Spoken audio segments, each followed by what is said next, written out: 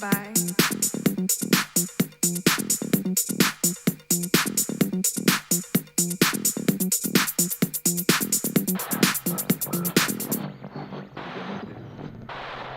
Pure Class A, high voltage, ultra live and direct.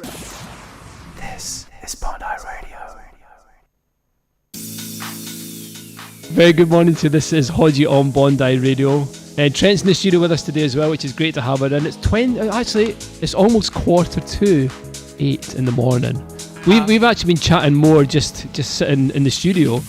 We know that we might be talking to you guys and telling you what's happening and stuff like that, but we've been having fun. We've had a little chat in the studio. We've been fixing the cameras. Look at that lovely camera. If you are watching us just now, you can see us on social media. We're on Facebook, Instagram, YouTube, and also Mixcloud as well. So we just did a little studio shot for you just now. So good morning, everybody. Thanks. We've been talking in the studio about travelling and places that we've been travelling, because when I was backpacking, I drove around Australia for 4 months.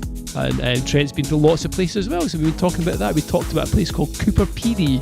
Cooper Pedy. Is that how I say it correctly? Yes. Yep, Cooper Pedy. So what a place. When I went there, it was about probably about 16 years ago, something like that. But I can't imagine it's changed too much, to be honest. I think it's just exactly the same. It's a mining place. It's Opal Mines, is that correct? Opal Mines, yeah. In Cooper Pedy. So we stayed in an opal mine. They've got There's a hostel that's drilled, and obviously it was all the old mines, and they don't use them anymore. But now they've turned it into an old hostel. Wow! So we stayed under the ground in an opal mine. How cool is that? That is terrifying, to be honest. I would not be up for that, I don't think. I'm not about underground anything. Like, the people that work in the mines that go a kilometre down, I think, how can you do that? That's incredible. Scary. I mean, obviously they're quite safe. Like, for the most part, you'd hope so. But, the idea is kind of terrifying. But Cooper Pedy is like, I've got some great footage of when I was at Cooper Pedy. Just, going for a drive, and I stuck my phone out the side of the window, and all you see is just sort of deserty, sort of opal. You can see opal mine, those kind of little hills of where they go in, right. Little humps, yeah. But then, for as far as the eye can see, if you look in certain directions, it's just like dirt.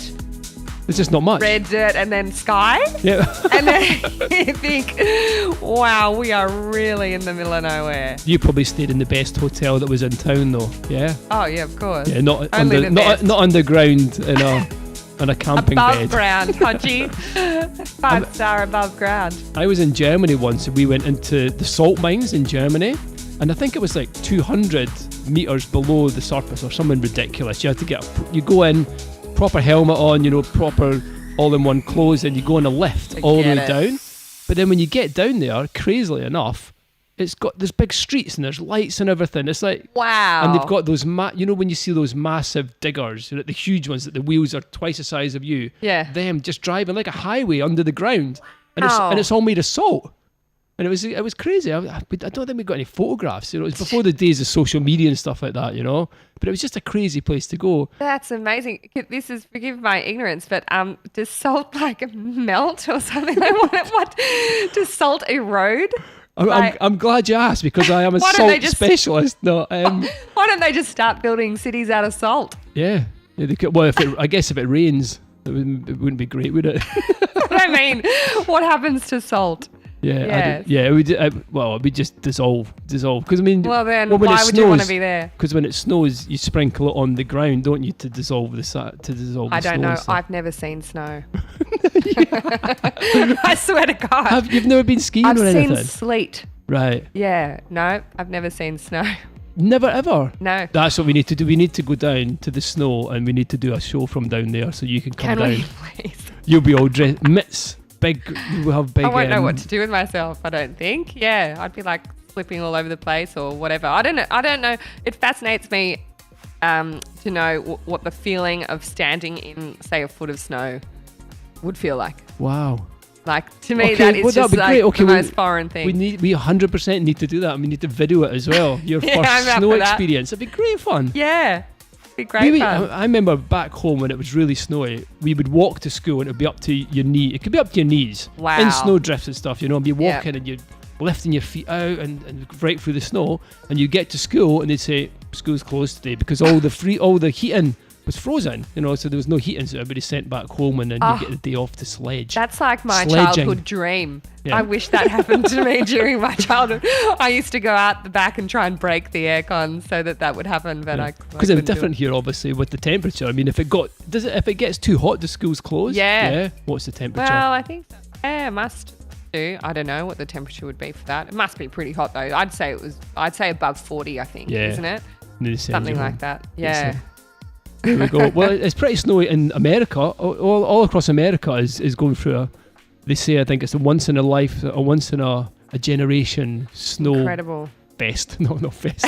Snow weather conditions. Weather conditions. Yeah. So it's pretty bonkers. And even back in the UK, it was getting up to like about 8 inches, 12 inches in your garden and stuff. But it's snow on top of snow. So it was snow one day, the next day it's snow again. Normally what happens in the UK, it snows, then it kind of starts melting, then it rains and it gets drizzly and slushy, but it's not been happening. It's just been snow on top of snow, which is the best. Wow. That's what you want. Imagine living in places like Calgary where, you've got minus whatever, 30. Is that a thing? Minus 30? I don't know. I think I don't know where, but I mean... I think it's something like that. You can get to minus crazy. Yeah. And somehow they still exist like that year in and year out, those freezing cold winters.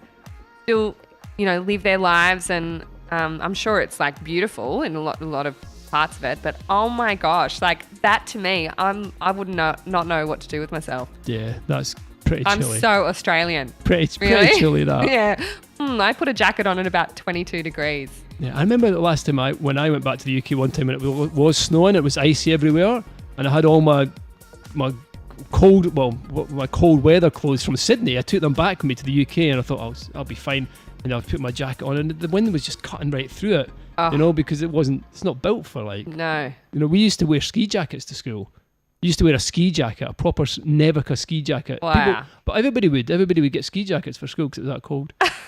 But it sounds primitive. Never gets that cold in Cooper Pedy.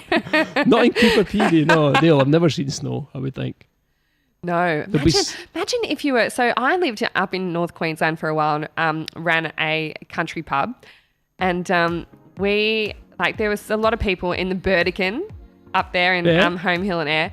There's a lot of people up there. I mean, it's beautiful. It's fantastic. You have a great lifestyle up there. But some people have just never left the Burdekin. Like they've never really ventured out and don't really have an interest.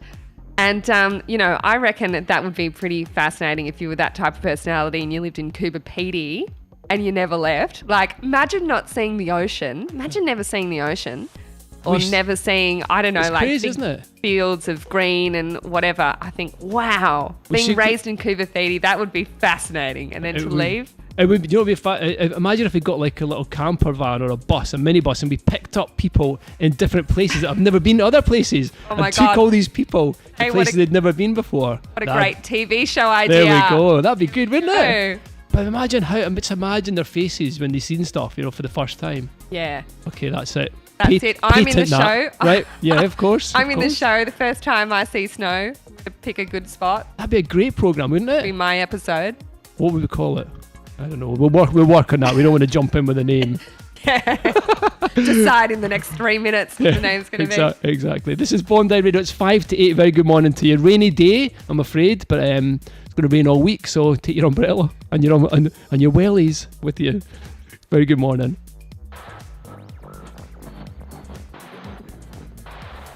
Pure Class A, high voltage, ultra live and direct. This is Bondi Radio.